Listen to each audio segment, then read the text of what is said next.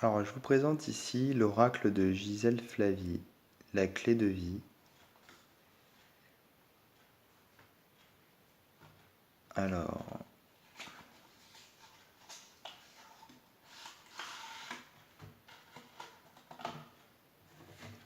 le petit livret qui est multilingue, en français, en anglais, avec les significations des cartes.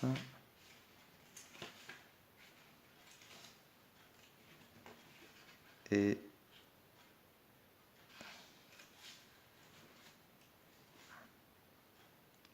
là, on a des mots-clés et enfin des méthodes de tirage. Puis là, ça part en anglais.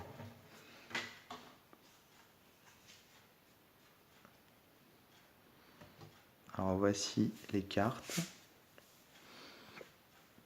Alors, je les trouve vraiment jolies au niveau de l'illustration. Ce que je trouve dommage, c'est que finalement l'illustration prenne si peu de place. Puisque comme on peut le voir, la carte c'est quasiment que du bleu.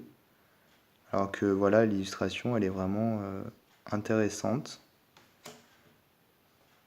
Je trouve ça un petit peu dommage quoi. D'avoir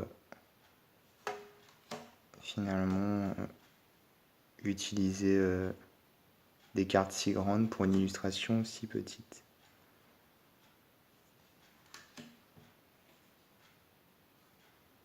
Ça c'est pour l'amoureux.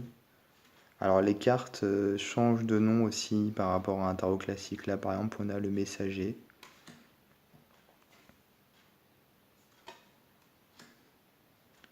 Le sage pour l'ermite. La roue du destin pour la roue de la fortune.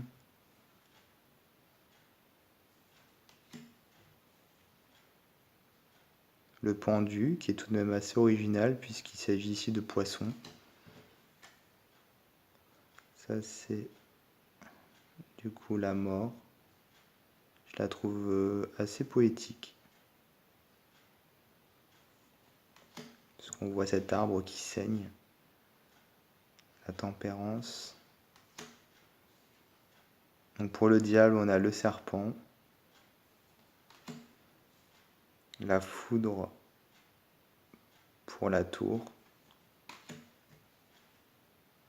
Ça c'est l'espérance. La lune. Le soleil. Le jugement. Le monde. Et ensuite on a 4 cartes.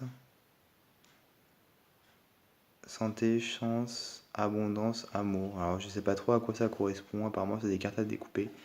Pour être honnête, je ne l'ai jamais utilisé et j'ai pas vraiment regardé le livret, donc je ne sais pas vraiment à quoi correspondent ces cartes. Je pense que c'est des cartes en plus pour un tirage rapide ou voilà. Voilà, ce que je trouve juste dommage, c'est que les cartes soient très grandes et les illustrations prennent peu de place par rapport à la taille des cartes. Donc le travail de l'artiste n'est pas forcément mis en avant.